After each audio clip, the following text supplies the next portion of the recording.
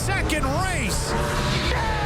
After a road win in most sport, Eric Jones has the points lead, but Matt Crafton and Tyler Reddick sit in the 19-year-old's rearview mirror.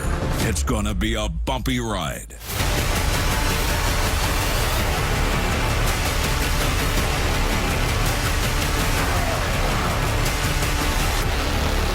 Let's go racing.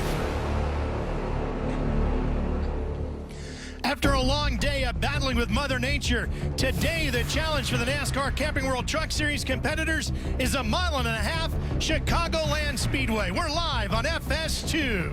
Here's the drivers to keep an eye on today, like Eric Jones. The points leader comes to Chicago with plenty of momentum after winning on the road course in Canada. Can he keep it going in his first truck race here? Tyler Reddick had his worst finish of the season north of the border, but a tail-out style of driving yesterday shows he's ready to stand on the gas. The two-time champ Matt Crafton is only 3 points out of the points lead, and he has dominated the 1.5 mile tracks this year. He looks for his 5th win on a big track today. Sprint Cup star Kyle Larson is ready to spoil the party. The man who will race anything, anytime, anywhere is looking to put the 00 in victory lane for the 3rd time this season. So here's the storyline for this morning here in Chicagoland. High speeds and drafting on the big 1.5 mile, and it's the field versus the young upstart Kyle Larson. Hi everybody, Ralph Shaheen alongside Phil Parsons and Michael Waltrip, and happy to report, as you can see, the sun is shining over our shoulders. We're going racing here this morning. So we've got a very fast racetrack, and Kyle Larson looking to put that truck in victory lane. Should be a great day. How about hopping out of bed, 9 o'clock this morning, cranking up your truck, getting ready to go 180 miles an hour down into these turns on this 1.5 mile track. This track is built for speed. It's sweeping, it's wide, there's a lot of room, and the draft is going to be a real factor, Phil. Look at the way Larson's able to pull up on the 19 truck of Reddick and just sweep by. That's the slingshot from days gone by. You can slingshot high and you can slingshot low. This place is going to be a lot of fun when they throw the green flag. You know, one thing a lot of the crew chiefs are confused about is we were supposed to race last night, but torrential rain stopped that. They're racing here in the daytime. They felt like they had a good handle for last night, so there's a lot of confusion. But one thing they're not confused about is how good that 00 truck of Kyle Larson is. That thing was so fast. All the crew chiefs in the garage here said, this is the truck to beat. Watch his hands, Michael. Look at him on the left, and look at Tyler Reddick on the right. Who do you want to ride with? I want to be with Kyle Larson. You sure Reddick isn't at Eldora? He's driving that thing sideways. No, that was here at Chicagoland. It was a wild day of driving by Tyler Reddick with that tail-out style. And here's a look at our Camping World track description for the big 1.5 mile here in Chicagoland. 18 degrees of baking in the turns, and the straightaways, both of them are sweeping. It gives you great angles into the corner. That's why there's so much speed. Let's take a look at our Shell race analysis. This race is 150 laps, 225 miles. You see our estimated pit window somewhere between 50 and 55 laps. They have 3 sets of tires in the pits, and I think they'll use them all. Probably will with 3 pit stops here today. For sure, you can see the trucks are already out on the racetrack getting ready to go racing. So are the gentlemen that'll be covering the action for us down on pit road, Hermie Sadler and Vince Welch. Let's kick off our coverage down there with Hermie. Well, thank you, Ref. And as you guys mentioned, Kyle Larson in practice has been the class of the field and the truck that everybody has been measuring what they need to do to have a chance to win. One of those drivers is one of our championship contenders, Tyler Reddick. He spent several runs on the racetrack during practice yesterday trying to measure up to the 00. And as you can tell, a couple times this 19 truck was very, very loose. But I was really impressed with how the 19 went about practice. Several different combinations to try to get this truck right. They feel like they've got a truck that can go to victory lane today, and they need it. They come into Chicagoland, 3rd in points, 15 markers behind our leader, Eric Jones, and he can win today. It'll become his first win on a 1.5 mile racetrack. Vince Welch. Well, whoever wins today is likely going to have to contend with Matt Crafton in that 88 truck. Crafton, the 2-time series champion, 2nd in points, just 3 points out of the lead. But he comes to the 1.5 miles where he dominates. He has won 4 of the 5 races on the 1.5 mile tracks this season. Crafton is good everywhere. He only has 2 finishes outside the top 10 all season long, but he is particularly strong on these intermediate tracks. You see video here of his win at Texas. Crafton was runner-up here at Chicagoland a year ago. He's been one of the fastest here all weekend. He starts on the front row today, and it would be no surprise if Matt Crafton got career win number 10 on the 1.5 mile this afternoon. Ralph? Thank you, Vince. Yeah, he has been so good. Charlotte, that only blemish on those mile-and-a-half tracks with that third-place finish. Yeah, we have issues for Daniel Hemrick. He actually stopped on the racetrack. Now he's trying to get back. Pull it at the pit road there. Our max was leaking. Obviously, you heard Chris Rice, the crew chief, said bring it to pit road. You see the smoke. Unbelievable tough break for Daniel Hemrick. Last 10 races, 9 top 10 finishes, 5th in points, and he's having trouble on the start. Well, they had changed an engine, so it could be more of a problem there. Could be an O-line left loose or something like that. What a tough break here. Maybe they can diagnose this real quick before we get going. Let's take a look at the starting lineup. It's going to scroll across the top of the screen as we get closer to the start of the race here today. Break for Hemrick here with the caution car still making laps around this racetrack. Truck's been sitting there cold. See if we can get a hold of one of our drivers and find out what's going on in his world. Kyle Larson starting on the pole. Hey, Kyle Larson, it's Michael Waltrip up in the FS1 booth. Do you copy, friend? Yes, sir. I got you. Well, can you try to explain to our viewers what it's going to be like to take that pickup truck down into turn 1 at 180 miles an hour this morning? Are you good and awake? Because it'll wake you up if you're not. Yeah, my alarm went off about 30 minutes ago, so I'm ready. We should be good into turn 1, I think. We should be good the whole race, hopefully. But yeah, just thanks to everybody at JRM and Haas Automation for, just let me come have some fun here this morning. So looking forward to it. That truck looked like it was absolutely perfect, and you were driving the heck out of it yesterday in practice. Any concerns about this sunshine maybe changing your balance a bit? I don't know. We'll find out. It's a lot cooler actually today than it was yesterday morning. So I'm sure that'll play a part. The track changing a little bit, but I thought we were able to move around a lot yesterday. I could kind of run wherever I wanted to. Bottom, middle, top. It didn't really matter. I thought this truck was good. So I enjoy Chicagoland Speedway a lot. So hope we can put it in victory lane at least once today, maybe twice later in the Xfinity race. Well, we love watching you here, bud, so have a good day, and we'll talk to you later. All right, sounds good. Enjoy it. Yeah, it is a full weekend here as we see Hemrick making his way back around the racetrack. All 3 of NASCAR's divisions here this weekend as they kick off the chase portion of the season. All right, Hermie, what can you tell us about Daniel Hemrick? They changed engines this morning. There was a hose left loose on the power steering pump, so they realized that early on, came in, diagnosed it, got it fixed. He's back on the racetrack. He will have to start at the back of the field, but power steering issue on the 14th. So how about our championship battle? The 3 guys that are fighting for that title this year: Jones, Craftsman, and Reddick. 15 separating all 3 of them. From the very start of the season, it looked like these 3 guys were going to be contenders. You see Eric Jones. Look at the consistency across the board. 12 top 10 finishes, 13 for Craftsman and 12 for Reddick. Topsy-turvy, though. Last week, Reddick was the leader. This week, it's Jones. We're going to ride along with some of these drivers. We're going to ride along with Daniel Hemrick. We're going to have a great view from the back of the pack because of his problem. He's in his California Clean Power Chevy, and he will start from the 14th spot with that Chevrolet onboard. Let's hop on board with Eric Jones, the Byron, Michigan 19-year-old, is our point leader. He's won a couple of times this year. He's got the Toyota onboard camera.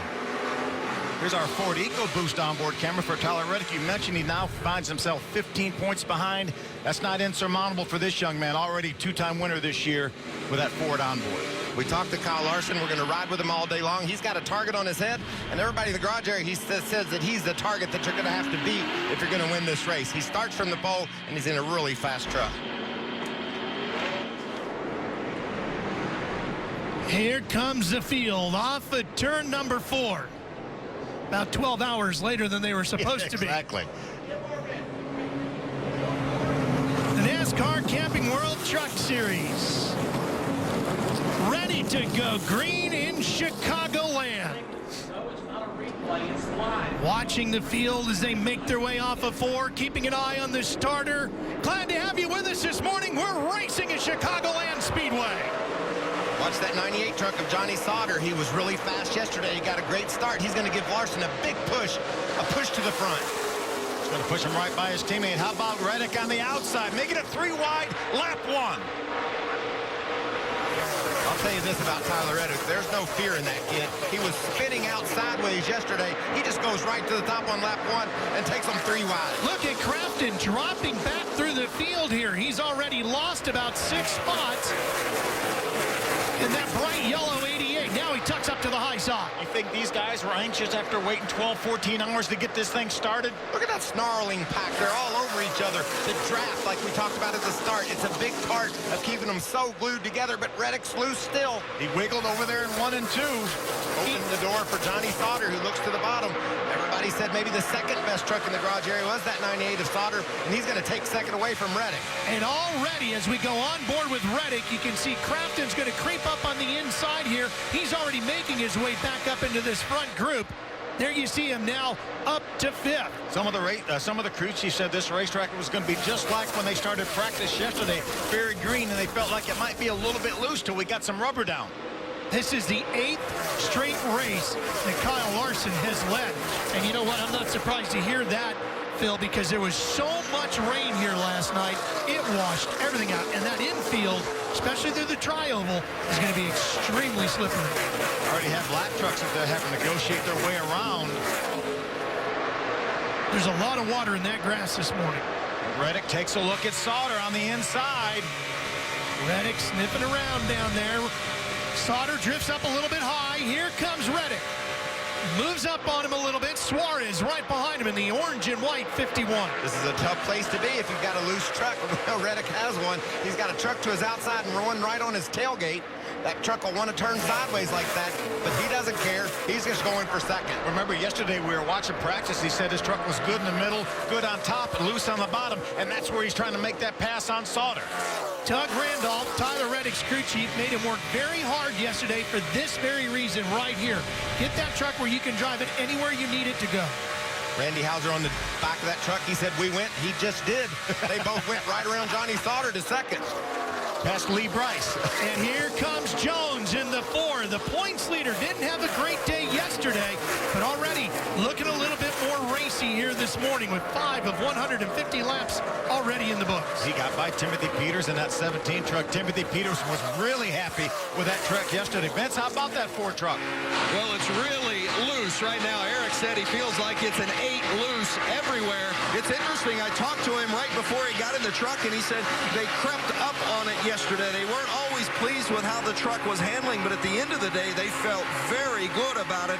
They expected to have a great start to the race today, but it's just wicked loose for the 4 and Eric Jones right now. And that's really important because, we see the 36 of Tyler Tanner already down on pit road in the early stages of this one. The driver out of Washington. You know, I was talking to some Eric Jones guys. This was a great battle between John Hunter Nemechek and Cameron Haley, and they said they felt like this racetrack was going to be a little loose, and they were going to start a little bit on the tight side, and he's loose anyway. That was a big move by Haley to hold off Nemechek. Haley had a good truck yesterday as well. Had an engine problem at the start of practice. They got that squared away, and he was really happy with that 13 Carolina Nut Toyota. Right in that group with him is Brandon Jones in the green and black 33, and that's another driver as the day went on, found some speed late in the session. He's just a fast kid. I mean, he's a fast driver. Every time he gets in this truck, anywhere we go, whether it's Bristol, whoa. And Kennedy. Hero there, he was sideways. It had to be a moment for him. You saw that momentum that the 11 of Ben Kennedy got on him as Mason Mingus in that 15 truck moves in Ontario on the 29. Kennedy comes here with a great finish in Canada. Up there, he really showed on the road course at Canadian Tire Motorsport Park. Kennedy came in with a 3rd place finish in the Great White North. On board with Hamrick, currently 17th. That's a good move early, just picking them off one every lap or so and making his way toward the front. You hear that engine, sounds like it's running great. No smoke out of that truck since the team squared that power steering line away. Look how fast they catch the lap trucks. You see that lap truck on the inside, Norm Benning, how fast they gain momentum through the corner on that truck. Here's Reddick, Sauter, and Suarez. Suarez is one of my favorites. His truck was really strong yesterday, all throughout practice, faster and faster. He's caught this battle for second. Looks like he's going to put Johnny Sauter in his rearview mirror. Even when his teammate Eric Jones was struggling a bit in practice, this 51 truck, Vince, was pretty solid. That 51 truck pretty solid, Vince. It is indeed, and you know, Jerry Baxter works the crew chief role for this 51 of Daniel Suarez, and he really likes Suarez. Suarez has finished runner-up a couple of times, and they feel like it's only a matter of time until he gets to victory lane in this KBM truck, and I wouldn't be stunned if it was today. They did give him a little heads up just before they got going today about the wind and the way it's blowing into turn one. Beware of how it might push the truck up into one, so we'll keep an eye on that as the race progresses. Hermie? Well, Vince, the 19 of Tyler Reddick, currently P2. Now, we documented yesterday in practice, he was really trying to get his truck to work at the bottom of the racetrack. But as you can tell, he is moving up the racetrack in the corners at the advice of his spotter, TJ Majors, who has a lot of experience. He saw the 98 coming up on the outside, as well as Suarez using the middle to the top of the racetrack. So Reddick has moved his lane up a little bit to not only find grip, but also take some air off the nose of the 51 and the 98. So far, it's working for Tyler Reddick. What's your guys' opinion of the hands of Tyler Reddick this morning as compared to what you saw yesterday? Well, so far, they were a little calmer than what we saw yesterday. Listen, you can see him favoring back to the right a little bit, but not near as bad as what we saw yesterday, guys. Yeah, that was a thrill ride we had with him yesterday. Today he's got it under control, but look at Suarez just fighting away at Sauter, trying to grab that spot.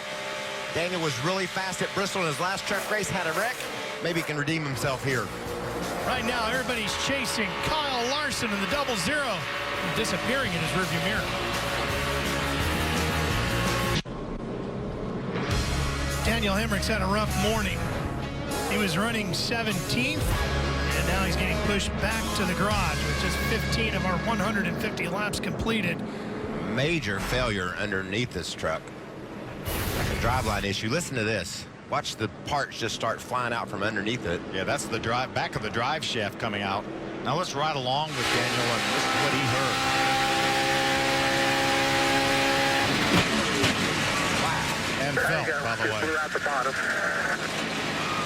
Don't know, maybe he had a rear end gear problem, locked up, and it ripped the drive shaft in two. But you see the damage over on the left side of your screen. That's probably where some of the drive shaft exited the truck. Oh, and Jesse Little issues too in his Protect the Harvest number 97. We will be right back for more from Chicagoland Speedway.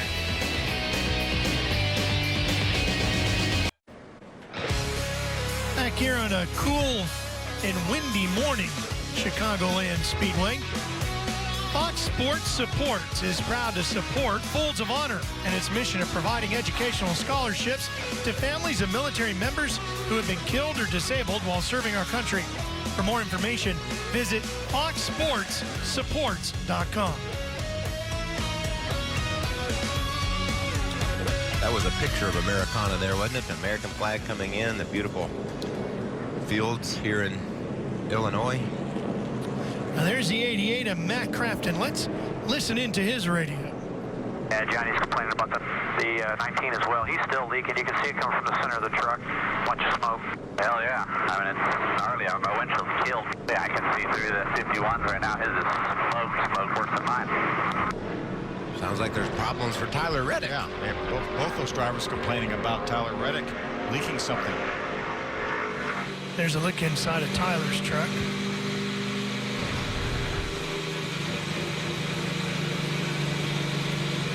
Wonder if I'm sure their spotters are reporting to NASCAR the issues that they're having with some leaking fluid out of the 19 truck. Yeah, look at his windshield and then look back at Johnny Sauter's, and it's definitely a little cloudier than Tyler Reddick's is.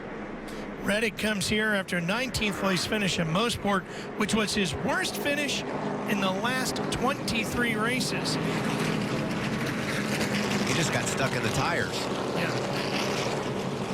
2 great runs already this year. Win at Daytona, win at Dover.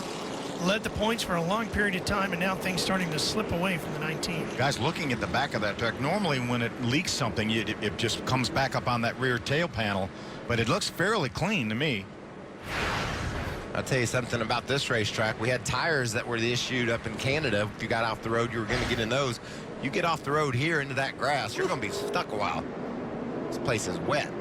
Hermie, how about the 97 of Jesse Little? A lot going on early on here at Chicagoland. We saw the issues with the 14. Also having issues is the 97 of Jesse Little behind the wall. They're under the hood.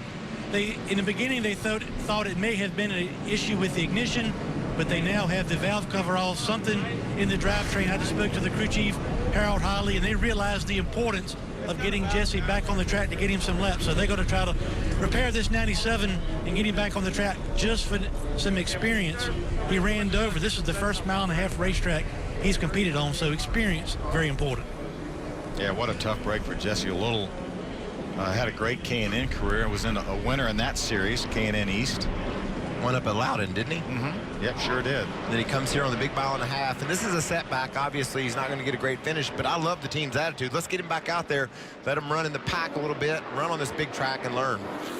Next Saturday, NASCAR Camping World Truck Series racing returns, and we will be in New Hampshire to bring you all the action. Coverage begins next Saturday, 12:30 p.m. Eastern, only on FS1 and streaming live on Fox Sports Go. We talk about the chase for the Sprint Cup Championship. Well, these guys are inside of 10 races to go. There's 8 races to go, counting this one here. And we've got 3 trucks separated, 3 drivers separated by only 15 points. And that's 15 positions on the track. So that can go away in a hurry, as we witnessed in Canada when Reddick had his issues with spinning his truck. And if they do have a problem with that 19 that they can't remedy here pretty quick, it really could hurt his title hopes here this afternoon. All right, here we go. Getting ready to go back to green. Larson pacing the field to the flag. And we're racing once again. Good start by Reddick on the outside. We saw on the initial start, Johnny Sauter got a big push and grabbed Kyle Larson by the tailgate. But here comes Sauter getting passed by the Menards truck of Craftsman. Craftsman on the bottom, had him 3 wide for a moment. Coming up to battle for second place with the 19 of Reddick as they storm down the backstretch. Remember, Craftsman got put in the middle on that initial start. He wasn't going to let that happen on this one. Now he drops back to 4th. Suarez just to the outside of him as Reddick and Sauter now goes side by side behind Larson. I think Tyler Reddick likes this truck up on the high side. They're dead side by side now, he and Sauter. On board with Reddick.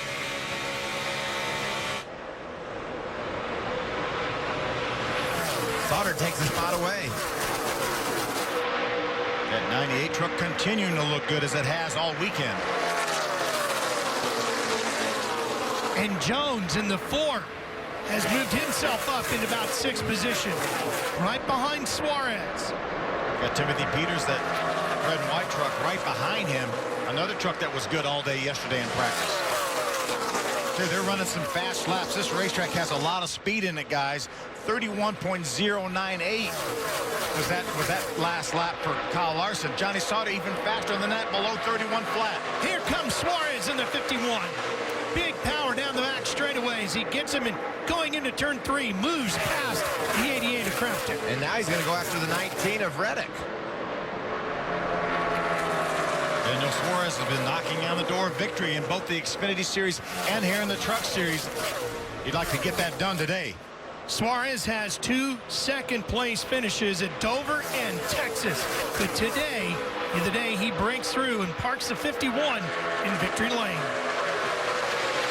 And hung down on the bottom. He's going to lose that spot back to Craftsman as we ride along with the Toyota on board of Eric Jones running 6th.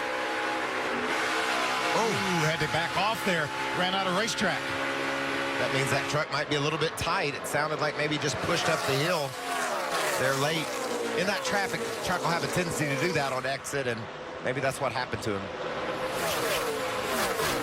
Suarez completes the pass on Craftsman and now is looking at Reddick. Timothy Peters, you talked at the top of the show, Phil, about how strong that truck was, and always fast. Oh, golly, that's tight. He can't. Oh, hang on, Jones. Jones in the 33 truck. Brandon having his hands just full, trying to keep that 33 pointed in the right direction. His Kennedy now comes by.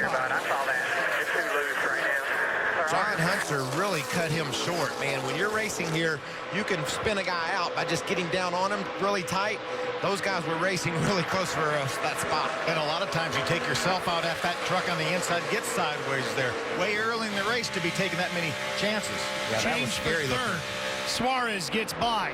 Sauter starting to reel in Kyle Larson a little bit.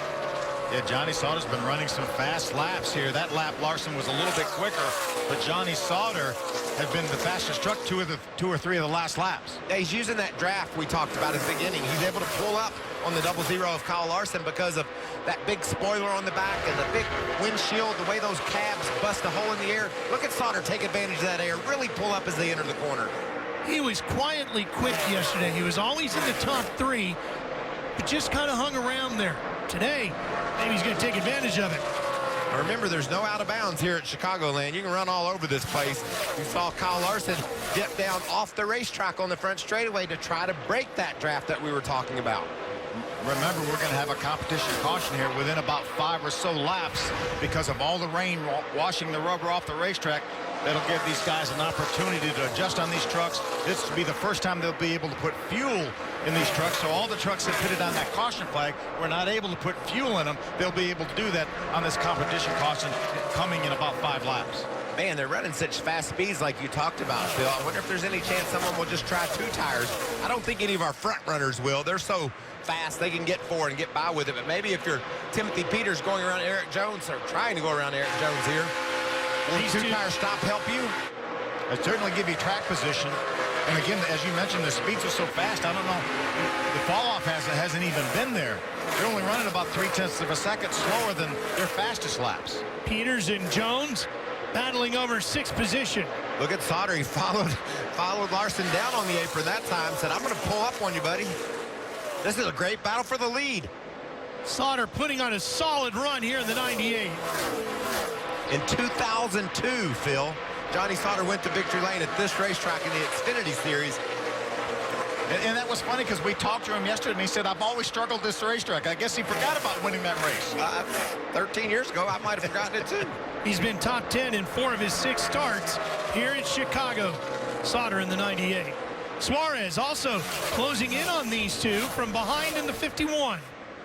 This is something that a lot of people didn't think we would see. Anybody seriously coming after Kyle Larson. You know, maybe some track position, pit stop late, you could get around him. But Johnny Sauter and Suarez coming from behind both have more speed than Larson right now. And as you mentioned, they're using that draft. Johnny Sauter definitely using that draft off that 00 truck. Oh, but you see there? Yeah, Johnny had a little bit of an issue there off of turn number 4. Lost his nose. And the momentum, and look at this, that's going to open the door for Suarez. Here he comes, right around the outside. Daniel Suarez now to 2nd. Sauter trying to battle back on the inside.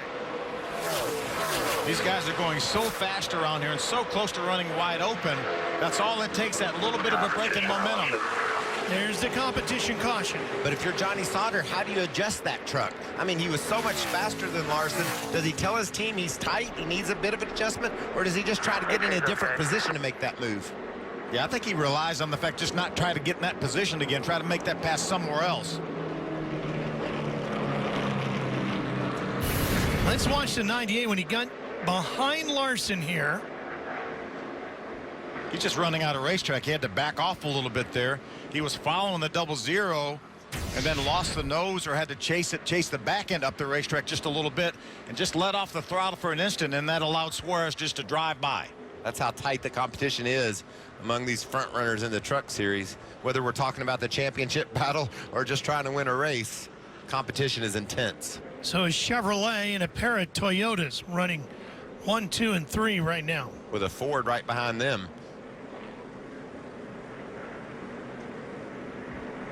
A little bit of a struggle so far for Eric Jones. We saw Timothy Peters get around him.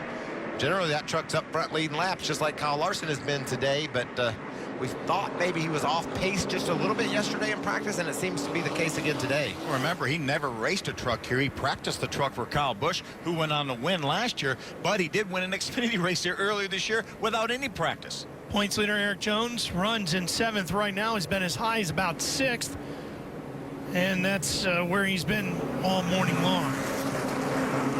Everybody's coming to pit road to get fuel for sure. We think all the front runners 4 tires. Hermie, what are they saying in that pit? Michael, some concern for the 19. They have a leak or some issue with the right rear, but to begin with, they're going to do a normal 4-tire stop, lower the track bar on the right side to try to snook this truck up a little bit, but the 19 may be back to pit road, Vince. Well, the front runners are coming up. You see Johnny Sauter, Daniel Suarez, and Kyle Larson. Sauter just needs some help center off. A lot of teams complaining about center off. Daniel Suarez the same, tight in the center, a little free off. He's going to get 4 tires, no other adjustments. The 00 of Kyle Larson, he says it got too tight as they ran, particularly from the center off as well. 4 tires and an air pressure adjustment as they race off pit road here at Chicagoland. How about Matt Crafton's guys gaining a couple spots on pit road? Austin Theriault down in the 29 truck. He elected to take 2 tires, gained a little bit of that track position we talked about. Everybody's trucks have been serviced. We'll be right back to throw the green once again.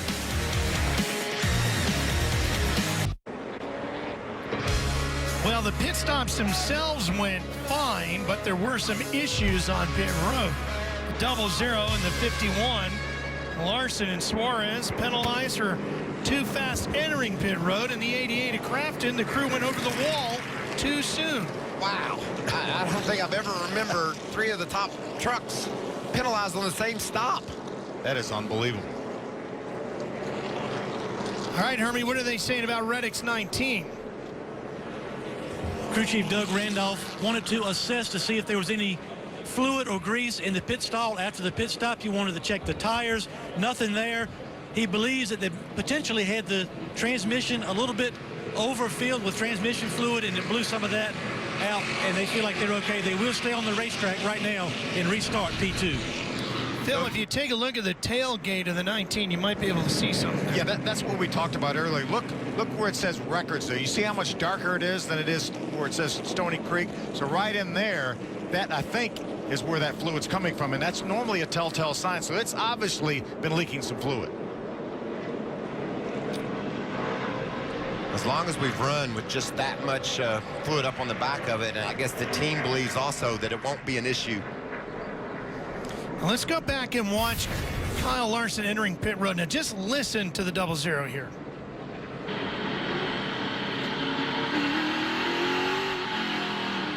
That's normal procedure there, getting to the line. When you pull off the racetrack, you can race up to the yellow line, so all the trucks will gas it like that, but he just misjudged getting it back down to speed. Yeah, that speed limit line is the yellow line. You go from yellow line at the beginning of pit road to yellow line at the end of pit road, and so many segments in between. Well, Tyler Reddick was talking about maybe coming back to pit road to work on his truck, but with all the trucks penalized, Tyler Reddick is now your leader. His tides turned in a hurry, didn't they? Yes, it did. They confirmed it. I guess we'll look at it after the race, and then when we're right, then they'll say sorry again. Oh, yeah, just like they do all the time. So Crafton, I guess, questioning whether or not his crew got off the wall a little too quick. They were referring to as NASCAR.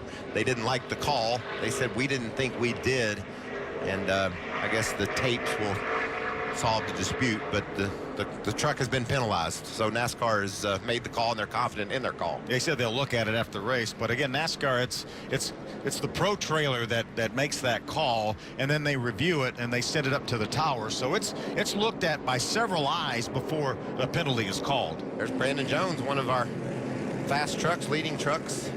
Pit road, a little fuel. Wonder what the strategy is there. I think they had an issue of some sort, did not get it full on their pit stop, and they thought instead of just staying on the racetrack and not knowing exactly how much fuel we got in it, let's bite the bullet, go ahead and fill it up with fuel. He said, everybody else is in the back. I'll just go back there and join them. This is going to be a fun restart to watch. He's got good company back there. We got some fast trucks coming up through the field now. It's going to be exciting to watch. Hermie, how about the 33? Was that the story, just topping them off?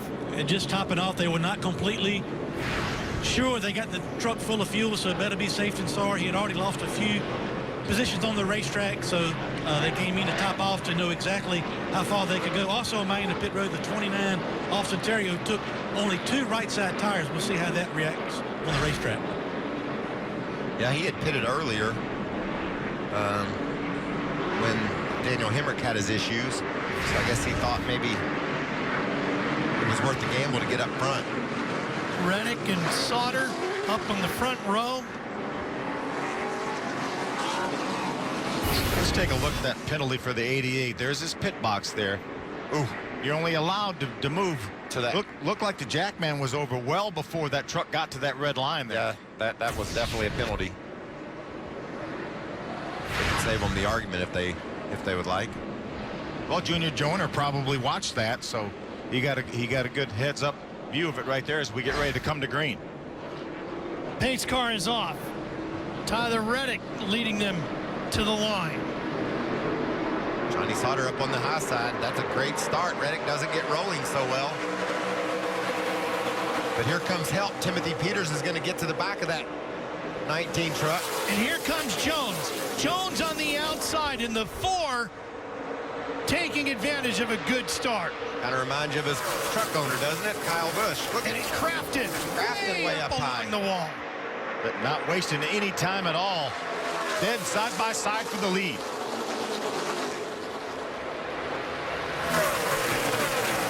Johnny Sauter.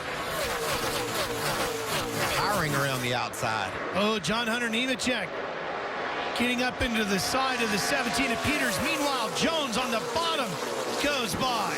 How about Eric Jones all the way to third? Now he's in a battle for third with Timothy Peters. Crafton was 16th on the restart. He's already up to 13th. He's picked up a couple. Suarez started 18th. He's already up to 11th. And Larson's gained a couple as well. He started 17th. He's up to 14th. See John West Townley, that 05 truck, up into the top 5. Nice run early. Here comes Kyle Larson trying to make his way. He's going to try to drive around Matt Crafton on the outside. Not going to be able to do it. There's Austin Theriault with those 2 right side tires. Larson can't make up his mind where he wants to go. Had a big run there around the outside of Theriault. Now he'll go to the high side. There he goes, right by. I think he was a little bit tentative, wanted to make sure that Theriault knew he was there. Then Kennedy all the way down to the bottom. And Jones in the 33 trying to work through here as well. He's running 14th.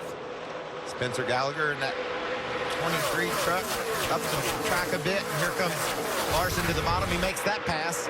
Look at this move. That's a brave move. Yeah, the 29 of Theriault was moving up the racetrack. We saw that in practice yesterday when Tyler Reddick got loose right in front of Larson, who was trying to go on the high side. Man, it is really gray up there. It is really gray. And he loves this racetrack. He told us that yesterday.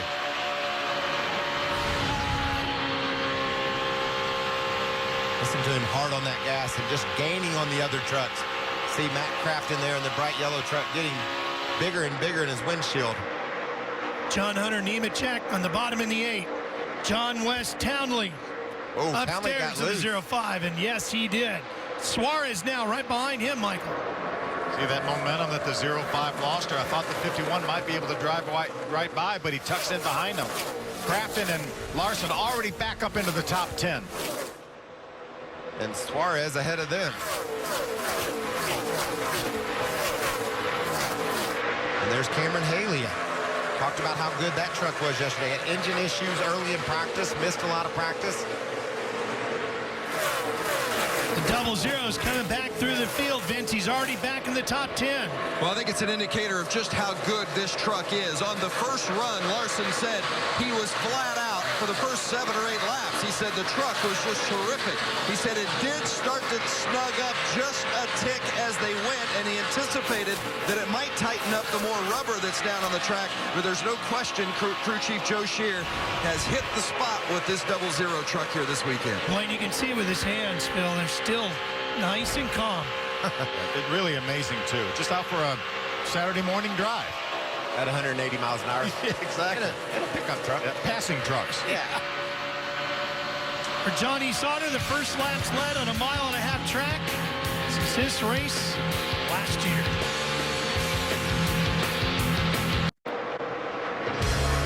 Johnny Sauter hasn't had a win yet this year. He's had 11 top 10 finishes, though. Looking to change those stats here this morning in Chicagoland. We keep taking Johnny out of the point battle here. He's in 4th, but he's 55 points behind. So I think he wants to say something about that. Well, the only way he's going to get us to say anything about it is doing just what he's doing now. Go out and win a couple of races, because he's just been outperformed by our trio of point leaders, but not today. That truck is right. I'm trying to move up, Doug, but I feel like he'll overdo it right now. We'll lose a couple spots to that 4 and 8. M4, man, I trust you. It's a real delicate line. You can't overdo it or they'll get a run, you know? Little spotter, crew chief, driver conversation. It sounded like maybe they were thinking Tyler could move up a bit.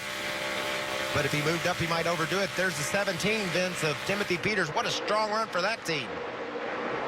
Well, they have been really happy throughout the course of the weekend. Yesterday during practice, Marcus Richmond, their crew chief, they felt like they were running lap times that were competitive with the best trucks in the field. It was hard to tell because, you know, the different laps that different teams might have had on their set of tires. Only one set of tires from practice, but this 17 team was very encouraged coming into this race today, and we've seen nothing to sway us from that. Remember, it's his 200th career start for Timothy Peters. What a special day it would be if he could end it in victory lane.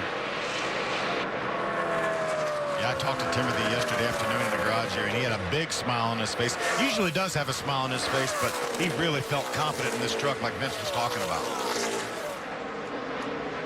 Look back to the right side of your screen. John Hunter Nemechek moves to the inside of Eric Jones in the 4 truck. That's a battle for the 4th spot. They better go because Kyle Larson's coming. He's right behind them. John Hunter hears you. He's going. Got the bottom lane. Looks like he's going to complete that pass on Jones. Take that spot away. Larson charging up from the 6th position right now. Townley behind him. John Hunter Nemechek is really strong here early on. Another John West Townley. We saw him get loose when racing with Nemechek earlier, but he's got that truck up under him. He runs in the 7th spot, so good story there.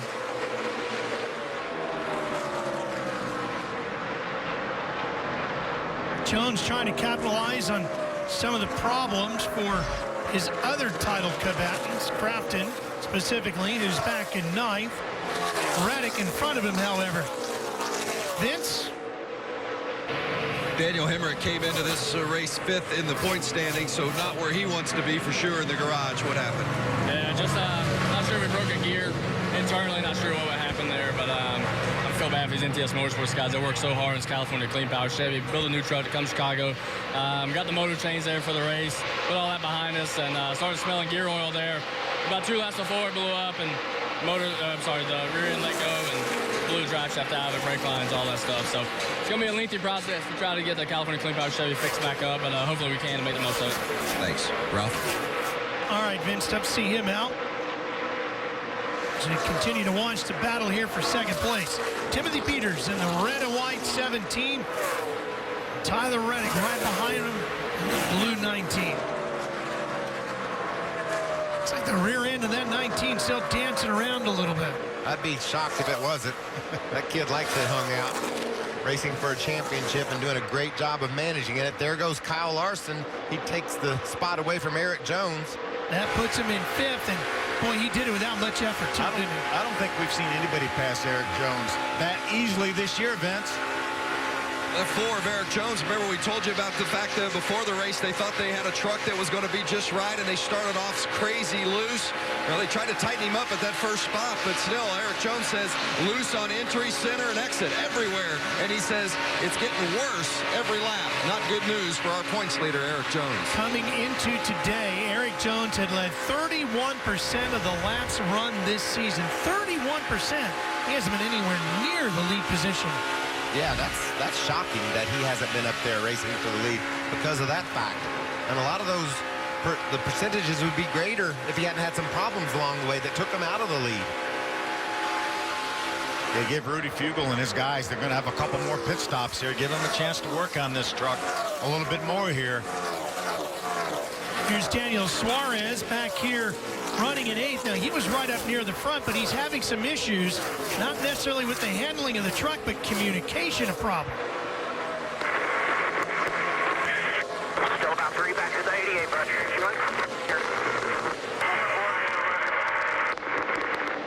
Your radio is terrible. I don't know what's going on, dude. And that's so frustrating, especially when you're racing. You see how intense these restarts are, 3 and 4 wide. When you're a young cat trying to figure out all that, and then you can't communicate with your team properly, it really gets on your nerves. Sauter has led 25 laps so far, and this is the most laps Sauter has led in a race this season. And that radio problem that we heard with Suarez, is that becoming a team problem, you think, Vince? Well, it's interesting. Different reasoning behind the issue, but the 54, Matt Tipp, also had radio issues in the early stages of the race. They were having no communication with the driver at all. Shannon Roche, the crew chief, was using binoculars to try to see hand signals as Matt Tipp came down the front straight and would stick his hand out the window in regards to trying to let them know on what degree on a 1 to 5 scale how loose or tight he happened to be. They told him run high on the track if you're loose, run low on the track if you're tight. So fortunately for the 54 and Matt Tipp, they've gotten those radio issues sorted out, so maybe it'll be a little better run from this point forward for the 54. What are some of the other hand signals you guys have used with your crews? We would door in, top out. We want wedge in, wedge out.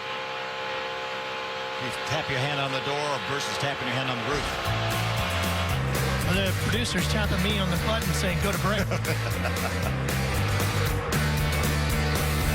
You know, road runners are going to have their hands full with Oklahoma State today.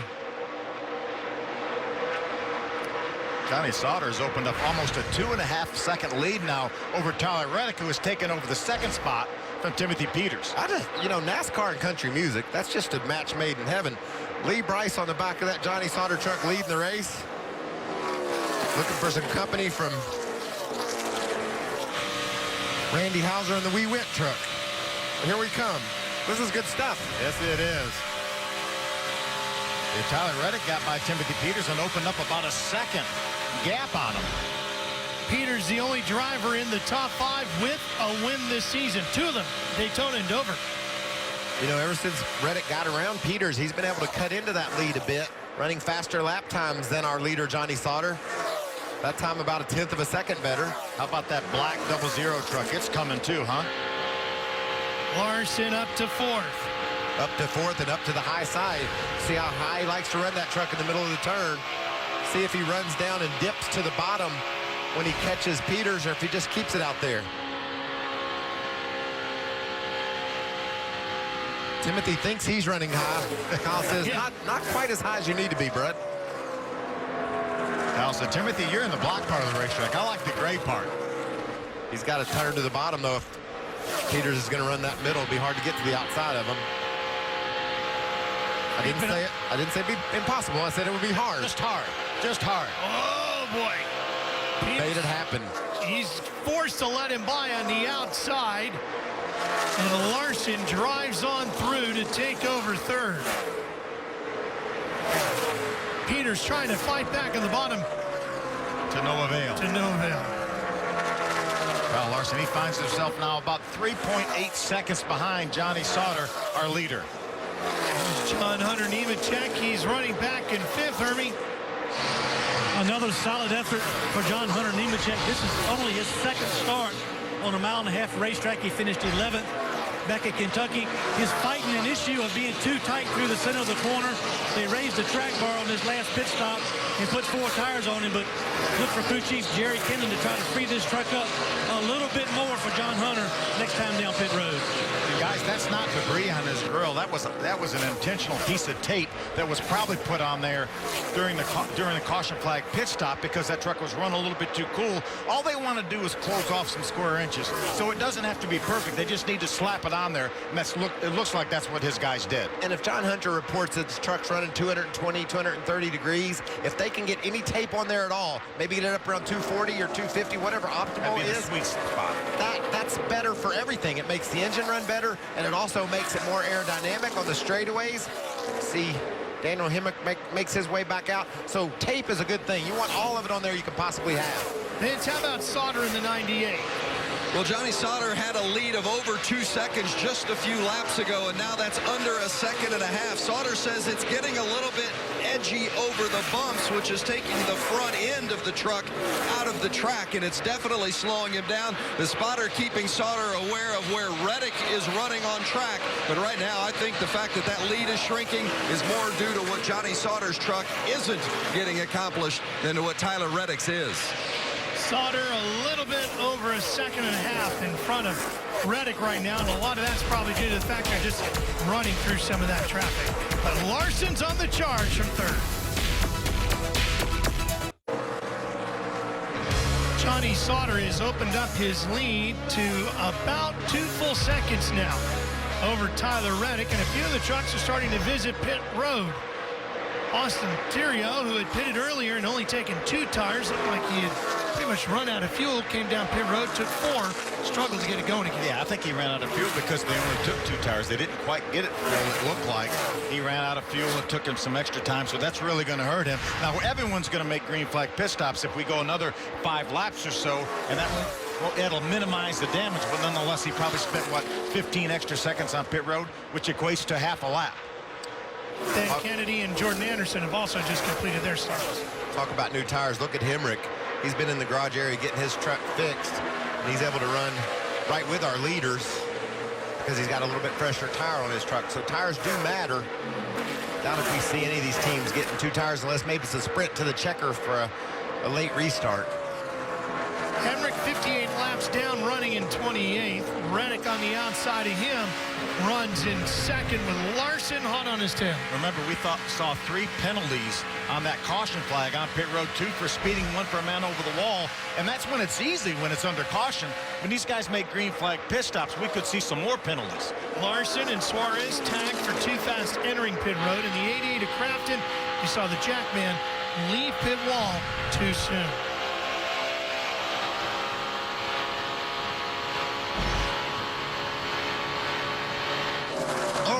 Problems here, entering pit road and going over the double jump is the 15, just launching the truck into the sky is Mason Mingus.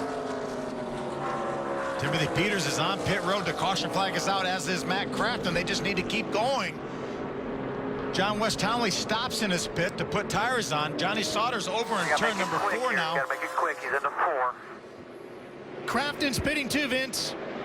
Well, the 88 of Matt Crafton's getting a chassis adjustment. It's going to be a 4-tire change on this Toyota Tundra truck as well. Said the truck's just been a little bit too tight for him to get where he needs to go. Crafton down and away. Bad call, I think, for Matt Crafton. He's going to end up a lap down. He could have changed right side tires, went on back on the racetrack, came back in. He now finds himself a lap down. And they were just gambling if they could get that tire change done, all 4 tires, get back on the track ahead of Johnny Sauter, and when the leaders pit, they would be leading the race. But that just wasn't going to work. The leader was off turn 4. They were still on the right side.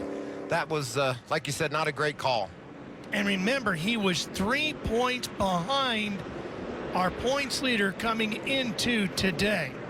Look at all the damage left behind. I mean, he got all 4 wheels off the ground. Watch how fast he came in here. Just coming in too hot on entry. I don't know if maybe the brakes didn't. It seemed like the brakes got to working good right before he hit the grass. Look at that thing ramp up in the air. A really difficult pit road to get to, Phil, because it's right way around the turn. So, but that wasn't even close. It sure wasn't. A lot of damage to Mason Mingus' truck as well, as you see Timothy Peters go by. Watch this view right here. Orange cone out of the way safely. Look like Joey Chitwood or something. Yeah. Or the Dukes of Hazzard. Dukes of Hazzard. That's incredible. It's a big story, the way he hit.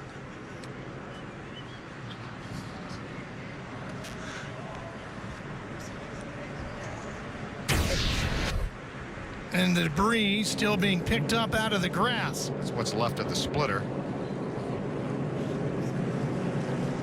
So Mason Mingus putting on a thrill show here, entering pit road. See, Timothy Peters was on pit road. He went back to the racetrack.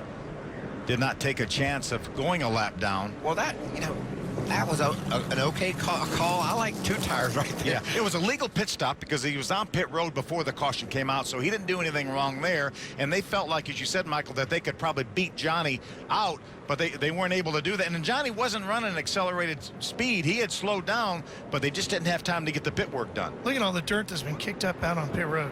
Wow. Tough break for Mason Mingus. It looked like maybe he came around the corner and realized he was too fast and maybe had a little bit of indecision, thought about coming back to the racetrack, saw that wasn't going to work, and then the Timothy Peters truck was in his way to the left, couldn't go that direction.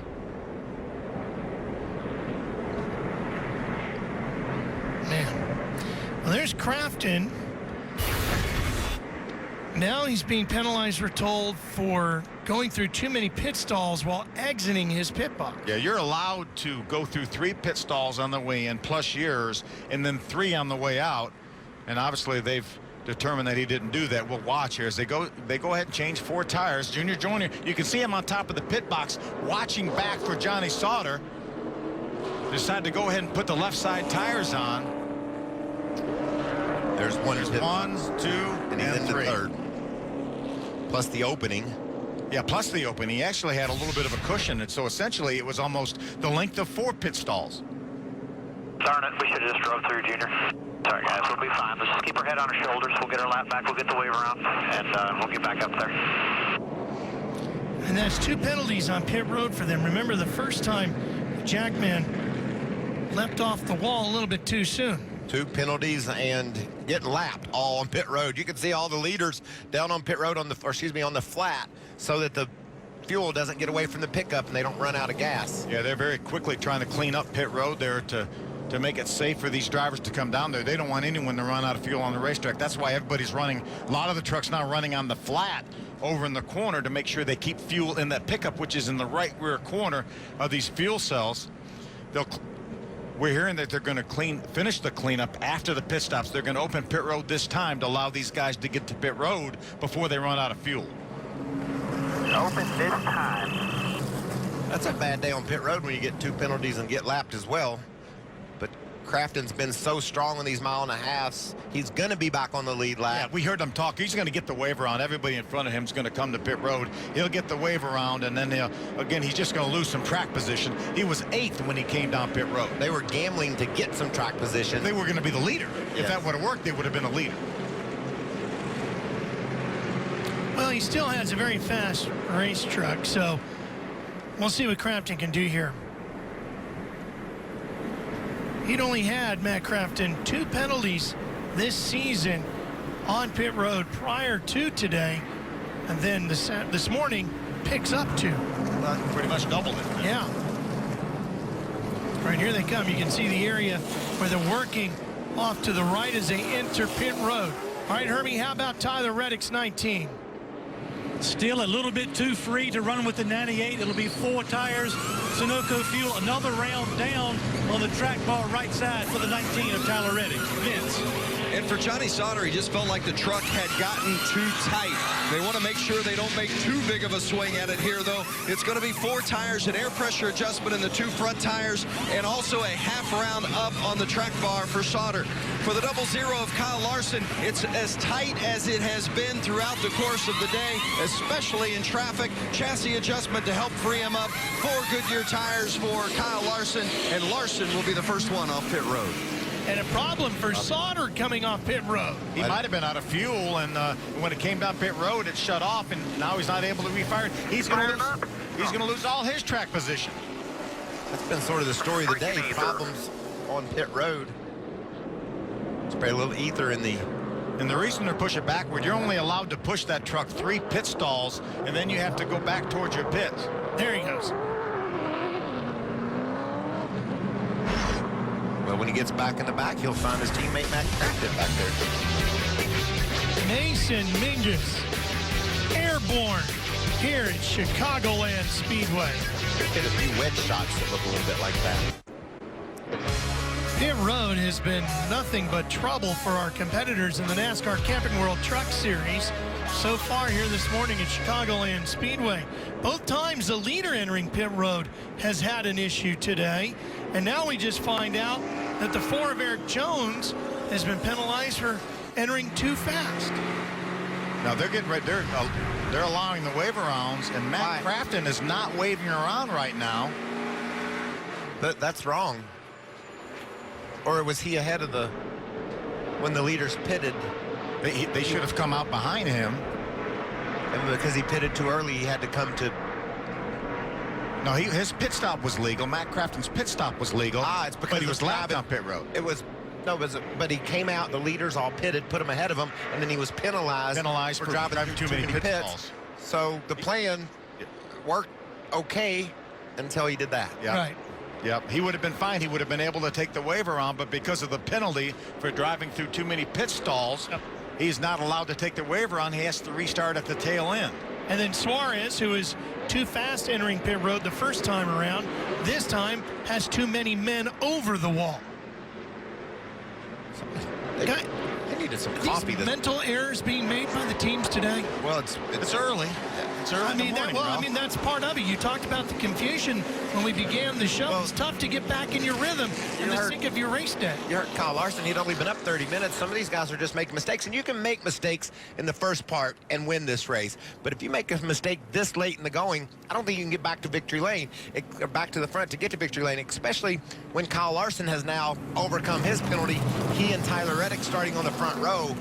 Matt Crafton, Johnny Sauter, these guys have got their work cut out for them. Yeah, Matt Crafton is the one that's really in trouble right now because he finds himself a lap down. This is early on here. Kyle Larson, the 00, brings him to pit road leading. Busted for speeding on pit road. He's busted in the first segment along with Suarez. That's the shortest segment on pit road. Watch the Jockman. Too quick over the wall there for Matt Crafton. A penalty there. This is on his screen as a caution came out, drives through too many pit stalls. That will cost him a lap. Johnny Sauter ran out of fuel as he got to pit road there. It was hard to refire that. Finally got it refired, lost all his track position. There's Mason Mingus. Now, he had the worst problem of all. Well, that kind of puts an exclamation point on trouble on pit road. And that's Mingus's issue there. He technically never got to pit road. Well, he was trying. Got to replace your divot. Yeah, I'll get that done. Now, Eric Jones, did he have an issue on pit road? We had heard that Jones was too fast entering, but there he is up in second right now. Looks like NASCAR still figuring this all out, getting everybody where they need to be. He's in the second row there. You see the black truck on the outside. Yeah, we heard initially that he was being penalized for speeding on pit road. They're going to add a lap to this caution flag to try to figure out if that in fact was the case. We know where we're supposed to be going. That's to break. We'll be back.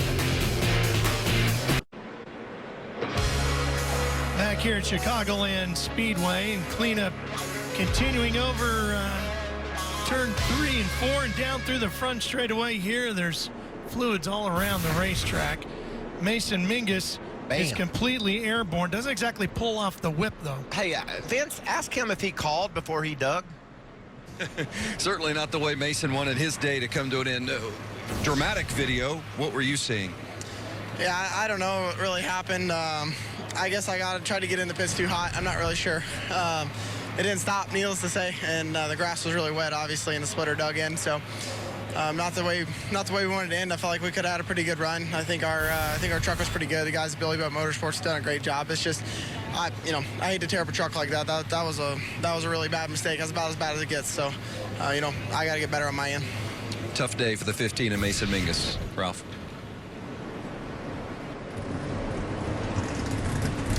Did he call 811? I think he's a little bit upset, disappointed. Probably wasn't the right time to ask him, but whatever you got to do for your sponsor. Whatever you got to do. What we're all about.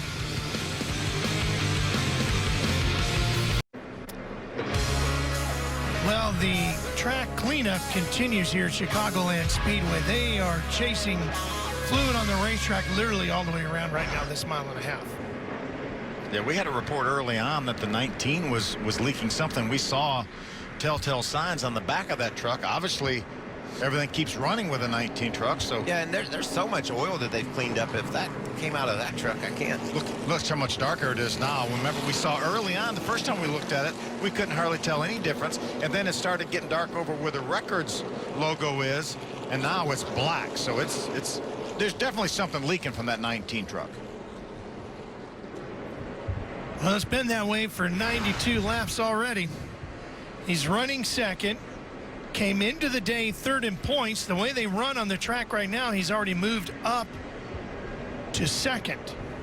There's Doug Randolph, crew chief on that 19 truck, trying to formulate a plan, talking to the NASCAR official. We have not yet seen them post the 19 truck to bring him to pit road.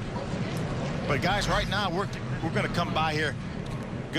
They are going to post the 19 truck. We have 58 laps to go. We talked about the pit window being somewhere between 50 and 55 laps. We have seen Matt Crafton go a long way before. Right now he finds himself a lap down.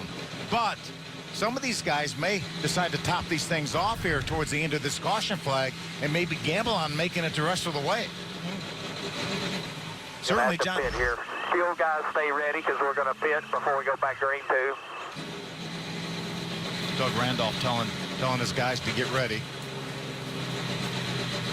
We know that Matt Crafton has had a lot of luck with fuel mileage, and certainly his teammates, Johnny Sauter, who has a fast truck, certainly as well. What do they think? What are they thinking, Hermie, down there with the 19? Well, we heard some of the radio. Prior to that radio, Doug Randolph said NASCAR thinks we're the one leaking the fluid. We obviously are not putting down that much fluid, so he tried to contest the call with NASCAR, but the bottom line is NASCAR is making the 19 come to pit road for a cleanup and take a look under the right rear of this truck. So very disappointing, big setback for the 19. Was running in second and moved up to second in the points. Meanwhile, the 00 Vince is having a pretty good day. Kyle Larson has had a good day. Joe Shearer, the crew chief. Have you gotten the truck where you want it, Joe? Yeah, the truck's pretty good here. We're just this is hard racing right here. This is strategy, and the way the truck does it, it's really hard here because you don't know what's going to happen. We could go green the rest of the way, and we're really close on fuel here, so we're trying to figure out what we're going to do here. Yeah, how close are you to making it on fuel with another stop? Well, another stop. Or from here? From here, I think we're about 5 laps short, but these cautions, we're trying to figure out what's going to happen here. This is hard. Yeah, tough decision-making time now, guys, whether you roll that dice or not. I think Joe Shear's seriously considering coming to pit road. I think he is too. Putting some fuel in that truck, and as fast as it is, I like that call. He's not going to win if it goes green to the end because somebody's going to make it. So come in, get you some fuel, and use the speed of that 00 and the talent of Kyle Larson to drive back to the front. Longest run of the day so far for Kyle Larson has been 53 laps. Maybe they're still working on the radio for Daniel Suarez. We saw him having radio trouble early on and listened in, so maybe they may be working on that because they certainly want that communication if they can get it.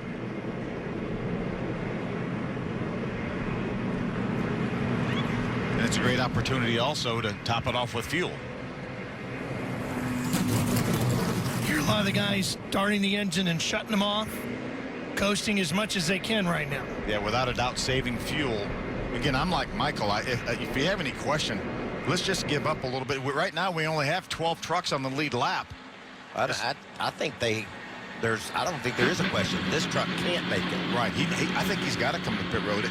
If they feel like they can go the 55 laps or whatever, they'll have to go from when they stop.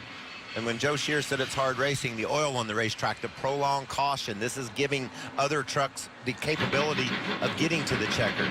Yeah, if we would have went back green prior to finding that fluid on the racetrack, I think we might have been safe and nobody being able to make it the rest of the way. Now this puts several people in a window to possibly make it.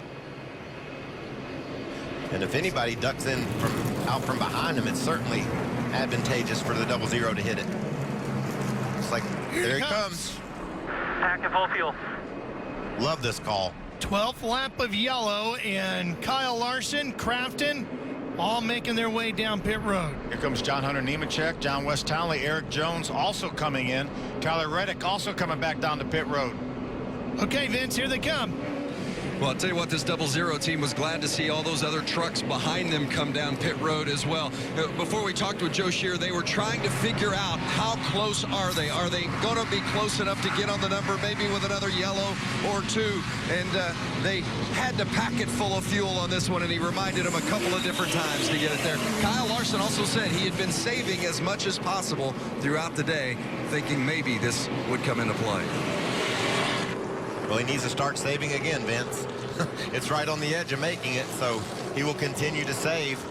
1 to go. These trucks are lining up for this restart. Again, we only have 12 trucks on the lead lap, so Kyle Larson at the worst is going to restart in the 12th position. But he's going to be behind some lap trucks because he can't go back to his spot in line. Yeah, he's got a few lap trucks there, but a lot of the trucks are laying over to allow him to go up there. He won't get quite possibly up to 12th, but he's not going to miss that much. You see him right side of your screen now. Right behind Daniel Suarez. Ben Kennedy on the inside in the 11. Looks like he is going to line up in 12th. Tyler Young there as well in the 02. Hermie, how about the 19 of Reddick? Doug Randolph still upset and animated with the NASCAR official. He asked the official, we want to know why we had to pit, because there's no fluid when the truck leaves this pit area. There was a mention about some water or something under the fuel cell, but no fluid as far as grease in the pit area. Doug Randolph very, very upset, but looks like we're getting ready to go green. Well, NASCAR felt differently about it. They felt there was a problem that needed to be looked at. Brought him down, and now we're ready to go back to green. Yeah, we have some lap trucks mixed in here. The 00 will restart in the 12th position, but there's some lap trucks in front of him. Here we go. Oh, not a good start by Spencer Gallagher there. No, Gallagher in that yellow and blue 23. Slow coming up to speed. And a bunch of trucks stack up behind him, including Sauter in the 98. Suarez right behind him, as well as Larson in the 00. That's the speedy dry getting kicked up behind Peters is 17. See Suarez jump down to the bottom of the racetrack to drive by Terrio in the 29. He's one of the lap down trucks. Keep an eye out for Larson's 00. Making his way up through. He's right behind the 51 of Suarez and the 98 of Sauter. Guys, how about Matt Tift right now in that 54 truck running second, and Spencer Gallagher, the 23, trying to go around the outside of him. And Sauter looking to go through the middle.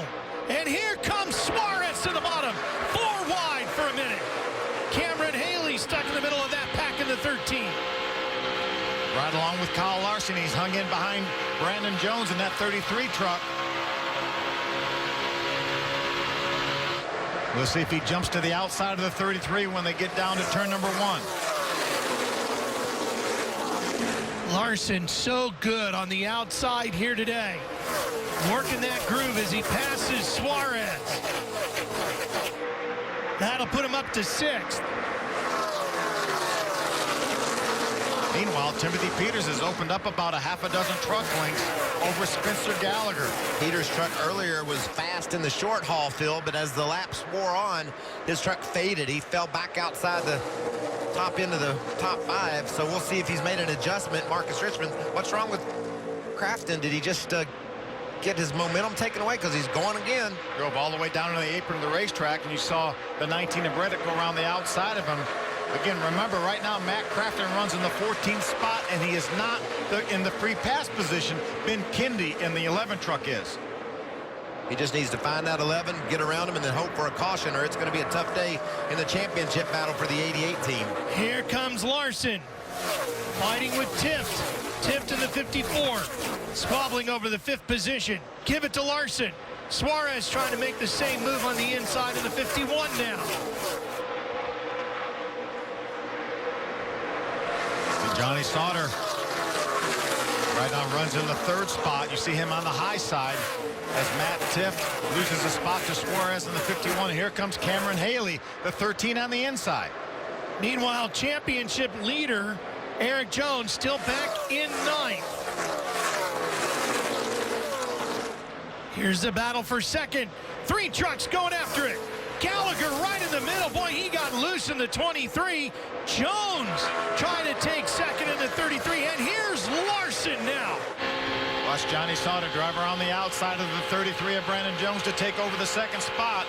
And here comes Larson. Right now he's fourth. Sauter restarted sixth, lost the lead with his pit stop back on lap 85. He's now up to second. Larson running in fourth. High side, low side through the middle. Boy, that truck of Larson's is good everywhere. I'll tell you, this 33 truck of Brandon Jones is pretty darn good right now, too. Jones was 26th at Mosport. Today, running in the top 3. Keeping that 0-0 of Kyle Larson behind him. That's given Timothy Peters an opportunity to drive away from this group. He's got about a second half over Johnny Sauter right now. And Jones making his first run here at Chicagoland Speedway.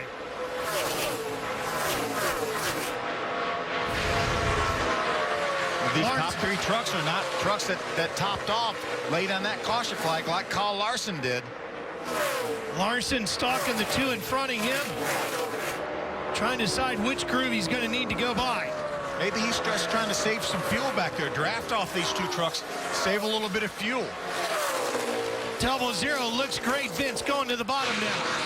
Well, you guys hit the nail on the head. He needs to stay in that draft because that helps him save fuel. And crew chief Joe Shear said in the early stages of this run, we've got to save some fuel.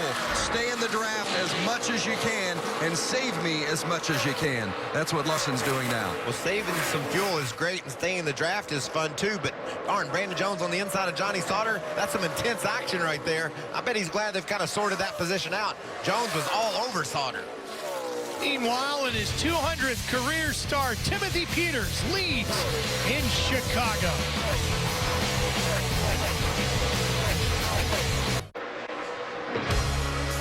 Timothy Peters has 6 starts here at Chicago, only 2 top 10 finishes, a best of 3rd here in 2012, but he leads here today in his 200th career start. Last time by, he was the fastest truck on the track too, so truck's liking that fresh air on the nose and out front. Start number 200. Everything's going great for Timothy, but Phil, I just don't think he's got enough gas to get to the finish. Johnny Sauter behind him either. Yeah, they pitted on lap 85, which was 65 laps to the end. We had 10 laps of caution as we take a look at Kyle Larson, who did pit on lap number 94. And while we were away at break, he got by the 33 of Brandon Jones to take over that 3rd spot. Now he's trying to chase down Johnny Sauter, but in a conservation mode. He knows those guys are going to have to run 65 laps, even with the help of the caution flag. And watch this, Brandon Jones was trying to go back up on the back bumper of the 0-0 and got pretty close to the outside wall. So there's the top 3 right there. Peters in the red and white 17. Sauter behind him in the 98. And the closing quickly 0-0 of Kyle Larson. Just a championship update. Matt Craftsman has been passed by John West Townley. John West Townley is now in the free pass position. Craftsman won't get that lap back if the caution flies now. So some issues for that team. Troubles on pit road. And now they find themselves off the lead lap. Craftsman runs in 14th. Points leader Eric Jones runs in 8th. You know, Eric Jones may be in a conservation mode as well because he really hasn't gained much ground after that caution flag we had when he pitted on lap number 94. And Reddick runs in 10th. The way they run on the track right now, they've swapped things around in the points too. It's now 9 back between Craftsman and Jones, with Jones leading the points, and then 16 further back in 3rd is where you find Reddick. Let's check in with Vince. Well, it's been a very difficult day for the 88 of the 2-time defending series champion, Matt Craftsman. A couple of pit lane penalties, and right now the truck is just not what he needs. He says it's just way too tight. He said, I'm going as hard as I can, but I just can't do anything with it. Well, he's closed back up on John West Townley there, Vince, and looking to the outside. He really needs that spot.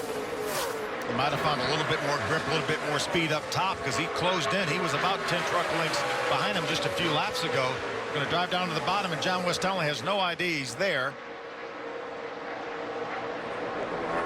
But John West Townley is aware of the fact that he's in the free pass position as well, and I'm sure his people are telling him, keep that 88 behind you if you can.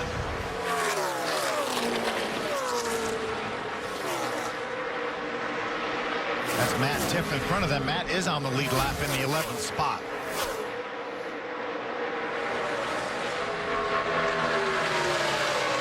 This battle back here, 13th and 14th. Tiff running in 11th. Crafton's doing all he can do with his line, Phil. You can see running wide there. And look at the momentum it gave him off the corner. Now will he duck to the inside? A little bit of damage to the right front of the 05 truck. A little bit of wiggle down on the bottom by the 88. That gives the momentum back to the 05 on the high side.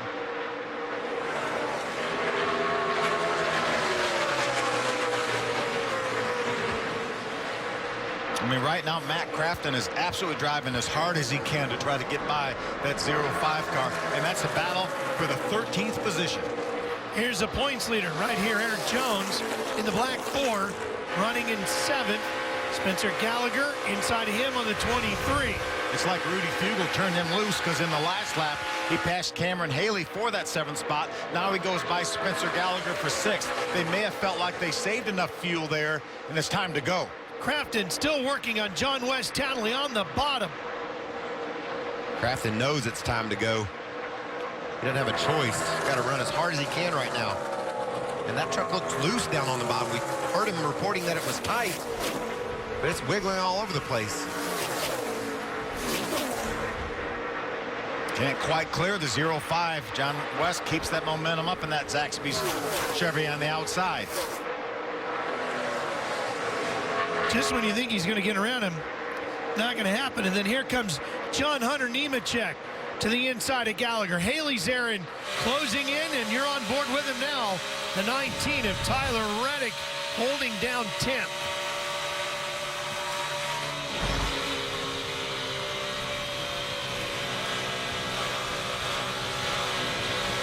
This is a battle for position between all 4 of those trucks. What about those names we hear in the top 10? Haley, Gallagher, all those trucks running so well ahead of our championship combatant, Tyler Reddick. You never know who you're going to have to race in a truck race. Meanwhile, at the front of the field, Timothy Peters had only led 10 laps so far this season. Today, he's led 25.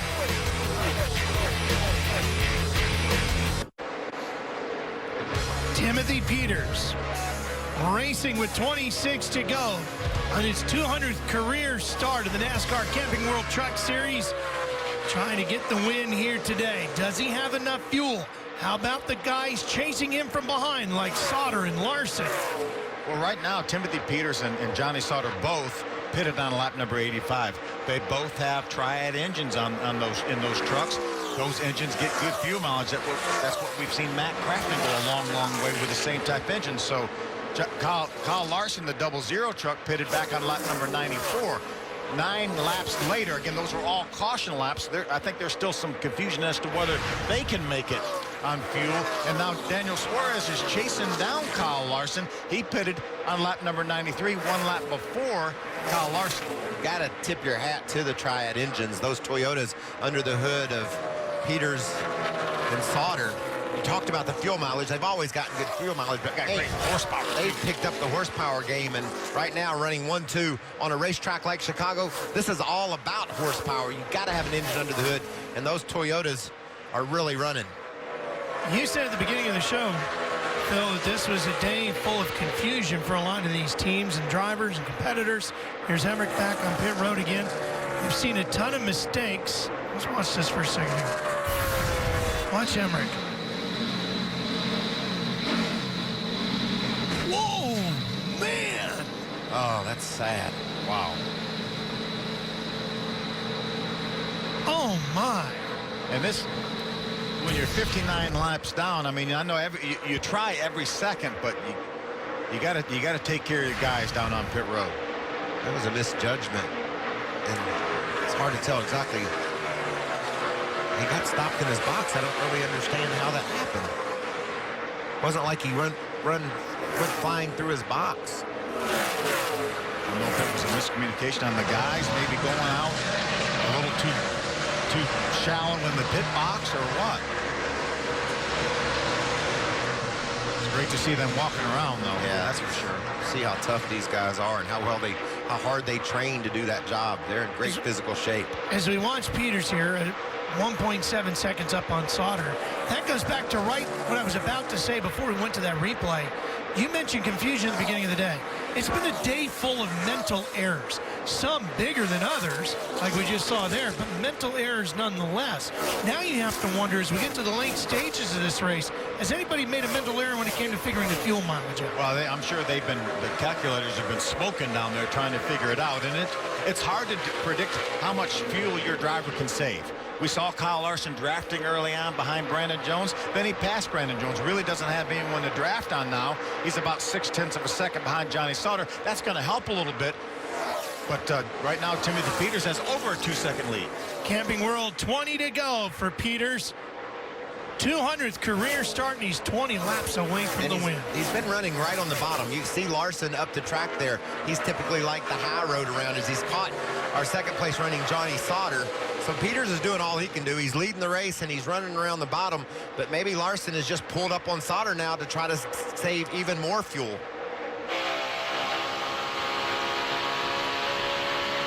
So now Kyle Larson's in position to save some fuel, running right behind the 98. This 00 that Larson's driving has 2 wins this year. Casey Kane and a nail-biter of a finish at Charlotte. Cole Custer at Gateway.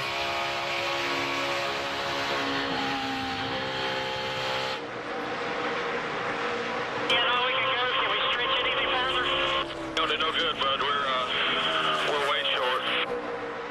Oh. We know Peters is coming.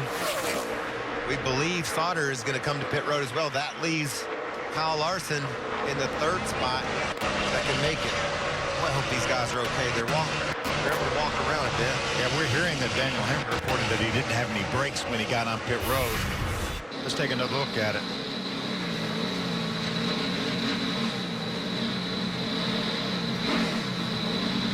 Oh, yeah, he did go through his box. About 1 box. Yeah. You could see he was going really slow, and I guess just didn't have any brakes at all. Why didn't he hit the button on the radio and say no brakes, no brakes? Well, he probably wouldn't have hit the brake till he got within a pit away, or 2 pits away, and they probably didn't have time then. As we see Kyle Larson, looks like maybe the 98 may be coming toward pit road. He had his hand out the window, signaling Kyle Larson. Yep, So slowing down. There goes Larson by Sauter. Down to pit road. Here he comes. Got to make sure we don't make any mistakes. We've seen a lot of them today. Vince, get ready. Here comes Sauter. Well, there's been no question that the 98 was short on fuel, as is the 17. In fact, there are a lot of question marks up and down pit road, but the 98 had to come. It was just a matter of when. It's been a terrific run for Johnny Sauter. They've been on a good streak, 4 straight races of top 10 finishes. They've been hot. You see they're going to get a little bit of a chassis adjustment there. Right side tires for Sauter to the finish. This is the most laps Timothy Peters has led on a 1.5-mile racetrack. And this his 74th career start on one. And you may say, why didn't they come down and top off? Well, if the crew chief didn't feel like they could make it when at the end of that caution period, then there's really no sense. The only thing they would gain would be to have to take a little less time on pit road, a little less fuel this time. Got some more trucks coming down pit road. Here comes Peters. Peters is on pit road. Right behind Jordan Anderson's 74. A little worried about the speed in that first segment there. Me too. Either Jordan Anderson was going way too slow or Peters was going too fast. Take it away, Vince. Well, there's been no question with crew chief Marcus Richmond that they were not going to make it to the end. And Timothy Peters said, can I save? Can we get a yellow? Marcus kept telling him, no, there's no way we're going to make it. We've got to stop for fuel. So that's this position here, a chassis adjustment, right sides and fuel for Timothy Peters in his 200th career start. What a shame for Peters. Battle for the lead on the left side of your screen. Here comes Larson with Suarez right behind him. Now, I don't know how you save any fuel if you're Kyle Larson, if you got a guy trying to take the lead away from you and Daniel Suarez. Sometimes you just have to roll out of the gas and maybe let Suarez run himself out of fuel and draft off of him. Joe Shear's all over it, I know, and trying to decide exactly how close they are to making it. Just go back to save fuel. Save fuel. What about the 51? 51's going to try to make it. So you heard it from Joe Shear, his crew chief. Go back to saving fuel, but the 51's going to try to make it. So Kyle Larson doesn't want to let the 51 go by. He may not have any choice in the matter here. What a strong corner by Daniel Suarez. He's going to pull up beside the 00. I wonder if the 51 can make it, Vince. What are they saying? No, they can't. They're a handful of laps short, so look for once Suarez makes this pass on Larson, then I would expect to see Suarez come to the pits. They've been having that communication conversation between the crew chief, Jerry Baxter, and the driver, Daniel Suarez. Hermie? Shane Huffman says the 33 is about a half a lap short. I said, you going to go for it? He looked at me and said, I think so. So didn't get 100%, but looks like the 33, 1/2 lap short. Well, and he's running in third right now. Guess who's in fourth? Eric Jones. The points leader has struggled all weekend, and he might be able to, with the help of some others, get some really good points out of this day. Same stable as Daniel Suarez. We're hearing that he's short as well. Again, same engine package, same situation as the 51 of Suarez. Suarez, a driver out of Monterrey, Mexico in the 51. What will he do with 10 to go? Speaking of the points, Eric Jones is fourth, Reddick is sixth, and Craftsman is 11th right now. We may end up with a lot of guys running out of fuel. How do you like Timothy Peters? Timothy Peters has made his stop. He's off the lead lap, but he's the first truck off the lead lap. If the caution doesn't fly, he might be the guy that wins this race after everybody else runs out trying. He's right there behind our 2 leaders, right behind the 30 truck of Chad Finley. Listed at 8th right now. If these guys come to pit road, look at the ground that Timothy is making on them. Suarez to pit road. I hope Peters gets up. He does. That was there close. Goes Suarez down to pit road. Larson back to the point. Remember, he pitted 10 laps after Sauter and Peters. Just a little splash of fuel is all I would do right now, Vince. Oh, it's been so nerve-wracking down here with the crew chiefs having to make these decisions, but there was no doubt that Suarez was not going to make it. His teammate Eric Jones is a few laps short as well. It's going to be interesting how it plays out. This will be fuel only for Suarez. A time stop, just enough fuel to get him to the finish. Remember, he had his pit road speeding penalty earlier in the day. Yeah, and they also had too many men over the wall. Is there an issue with the right side of that 00 truck, Phil? Looks like the side skirt has come loose and flapping. You see Timothy Peters has already gone by. Here goes Johnny Sauter coming by to unlap himself as well from our leader, Kyle Larson. 7 laps remaining here in Chicagoland in a race that should have finished last night. Didn't go green until about 12 hours later this morning. See, there's Suarez right in front of Johnny Sauter. That quick pit work got him out in front of Sauter. But remember, just fuel only. You see the side skirt right behind the 00 number, right by the exhaust pipes on that truck. Here's Eric Jones at pit road with 6 to go. Vince. Boy, it's amazing what an unusual weekend it's been for Eric Jones, and this 14 came in as the points leader for the first time in his career. They kind of struggled throughout the practice day yesterday, then thought they had hit their mark at the end of the day. Truck started crazy loose. It's been a handful all day. Chassis adjustment and fuel to get Eric Jones to the finish.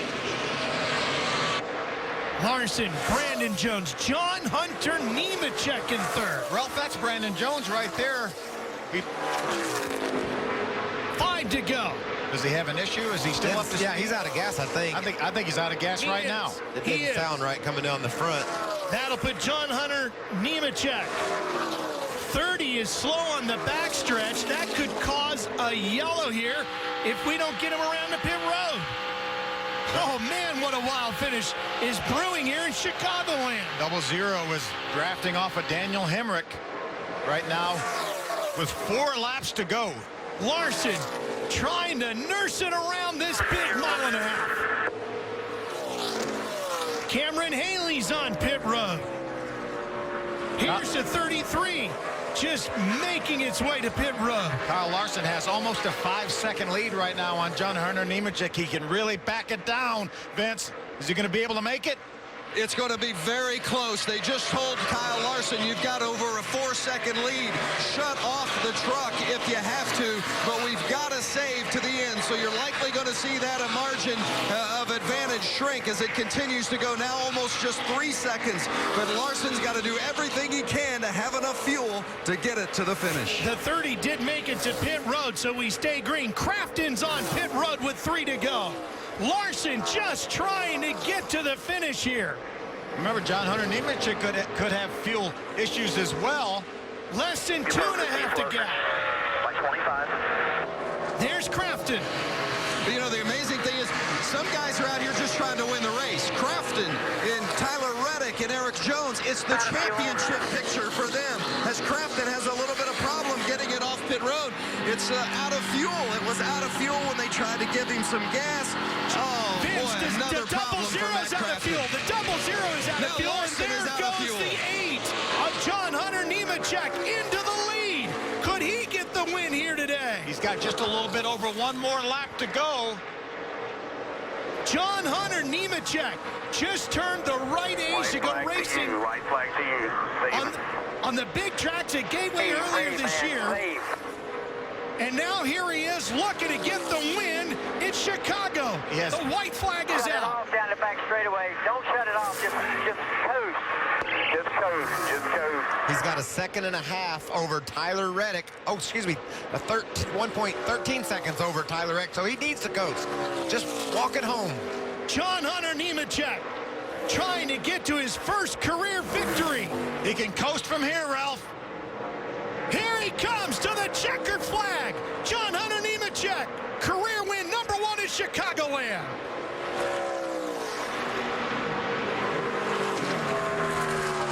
And here's Reddick. Reddick will take second.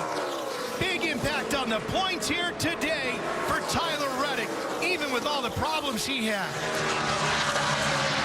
Look at that crew. Engineer John Hunter Nemechek straight to victory lane. Yes! Thank you, guys! Yes! Well, that's what we were waiting to hear. Wow. John Hunter Nemechek. First speed to victory lane. How about that young man? He's the one that made it on fuel. He just made it. I think he's out now. And there's Larson, listed in 7th after certainly having the most dominant truck here today.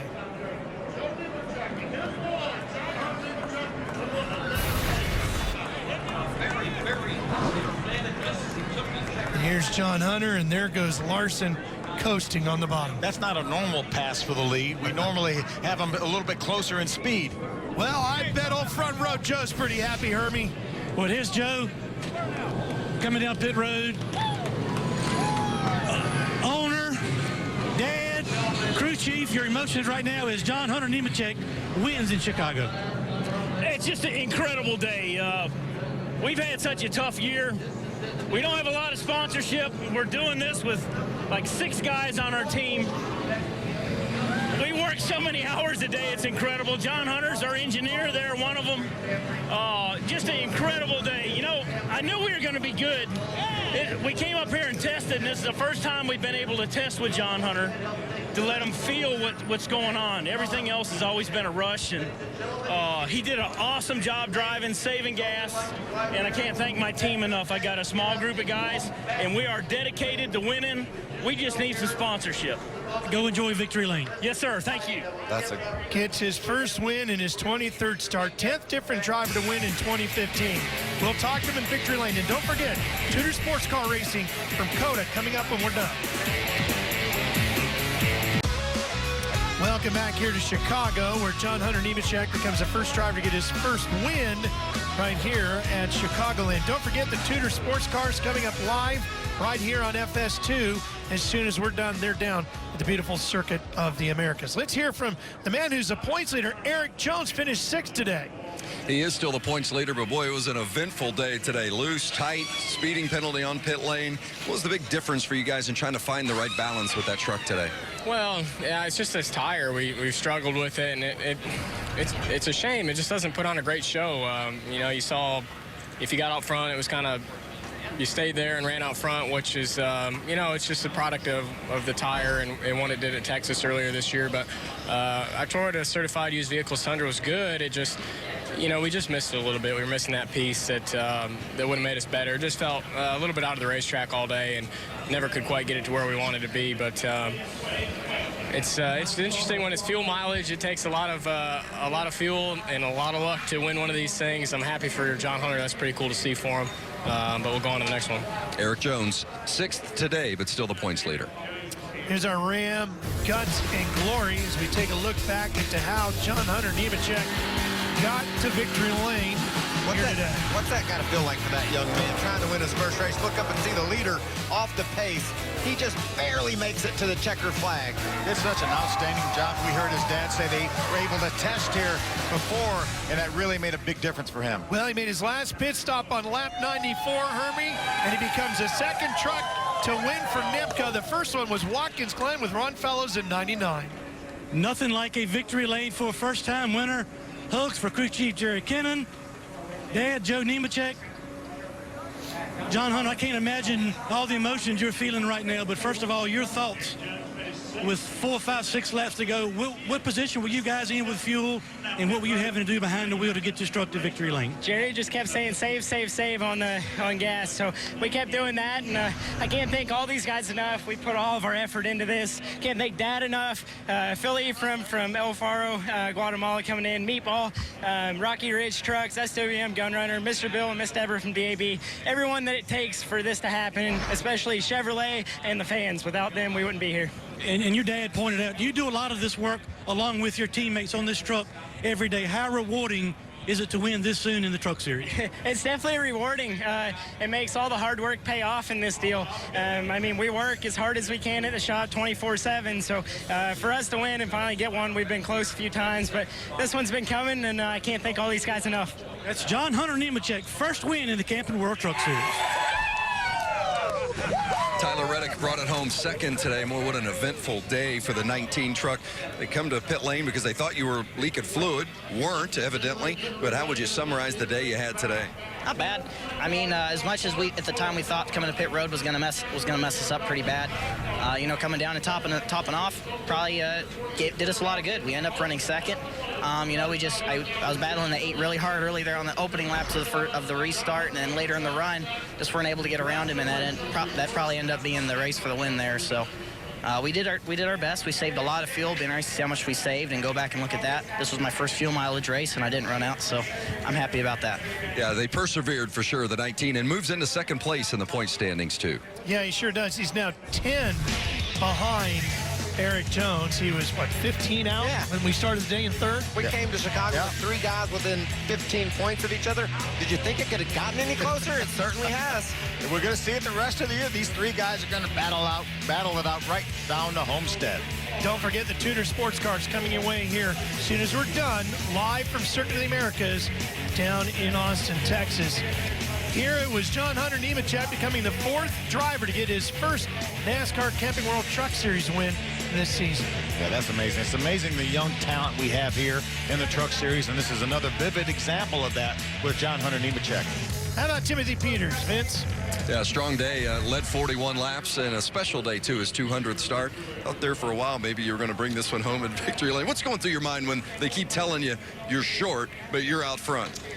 Just the way the cars were dealt, you know, you can't change it unless a caution comes out. And believe me, I saw rain, whatever I could see, I was radioing it back into Marcus. But what a great effort for our Red Horse Tundra today. Thank the guys back at the shop, Triad Power, Marcus Richmond, all the guys here. Pit road was awesome. Just this is what this team is all about. We've been hit or miss, and now we feel like that we came into our zone. So we get on the roll, and we have 7 more opportunities to go to victory lane. But thank all our partners, Toyota, Goodrich, Autos by Nelson, Liquid Performance, Russo's. Just a really big team effort. Strong run for the 17 and Timothy Peters today. The next opportunity is going to be on the mile at New Hampshire next week. It's got to feel good for Peters on his 200 start. Get out there, have a chance to win the race, lead a bunch of laps. Some great stories throughout the top 10, top 15. Matt Tiff challenged all day long, fell back, made his way up inside the top 10, fell to 9th position. Yeah, Spencer Gallagher with a great run, finished 8th. John West Townley had a good top 10 finish. And the story for me is Ray Black Jr. He's in 11th position. That's an underfunded team. They just come and fight as hard as they can, and he beat some really good trucks today. Great job by that team. How about our defending champion, two-time champion Matt Craftsman back in the 15th spot? Couple mistakes on pit road, uncharacteristic of that team. I thought Jordan Anderson only got about an hour's worth of practice yesterday after towing up here, but the new truck goes home with the top 20. And you see here some guys that had some problems. Jesse Little, especially, we thought he could contend for a top 10. It didn't happen today. Tell you what, there's some crew chiefs with some broken brains right now and some snapped in half pencils after trying to figure out all that fuel mileage at the end of this one, Vince. Well, you know, it's tough when you lead 52 laps and you have a top 5 and then you're disappointed at the end, but that's what Johnny Sauter has now. How do you put that into perspective? Well, I mean, I'm just proud of everybody at ThorSport on this next Aerospace Curb Records Toyota. That was a blast. That was something we've needed. And I feel like we're getting better every week. And, you know, this has been an Achilles heel racetrack for me. So to come here and perform like we did today, I can't believe we ran out of fuel on pit road there under caution. Coming in about halfway down pit road, I ran out of fuel and I could never get it to refire. So we lost track position. And when we got back to second there, I was just too tight. I don't know if the racetrack got too tight and we didn't, you know, I had to make an adjustment and everything trying to keep up with it because I didn't feel like when we were leading I could be a little better, and it just wasn't enough, and we were too tight there at the end. So all in all, it's a solid day, shot in the arm for everybody. We'll take this truck to Vegas and keep this rolling. Next week will be a blast. I can't wait. Johnny Sauter finishes 5th today, leads 52 laps. Well, as we said, next week it's the mile at New Hampshire. You'll see it on Saturday, 12:30 p.m. Eastern Time, live on FS1. Johnny Sauter said it's going to be a blast next week. It'll be some great short track action, a little bit of beating and banging maybe. Yeah, and the last year's winner, Cole Custer, what a great run to the checker. You can pass 2 and 3 wide at New Hampshire on that tight little paper clip mile track. It's so much fun to watch. These trucks put on a perfect show there. A lot of racing yet to do today here on FS1. If you like sports cars, Tudor Series ready to go from Circuit of the Americas, an absolutely spectacular facility out in Austin, Texas. What a great morning from Joliet. Yeah, it's been a great day. Stay with us. Watch some more sports car racing, and we'll see you next week from Loudon, New Hampshire. For Hermie Sadler and Vince Welch, my buddies Michael Waltrip and Phil Parsons, I'm Ralph Shaheen. So long for now from here at Joliet. We hope you've enjoyed our morning of NASCAR Camping World Truck Series racing here. Let's tune in now to my pal, Bob Varshan. Take it away, Bob.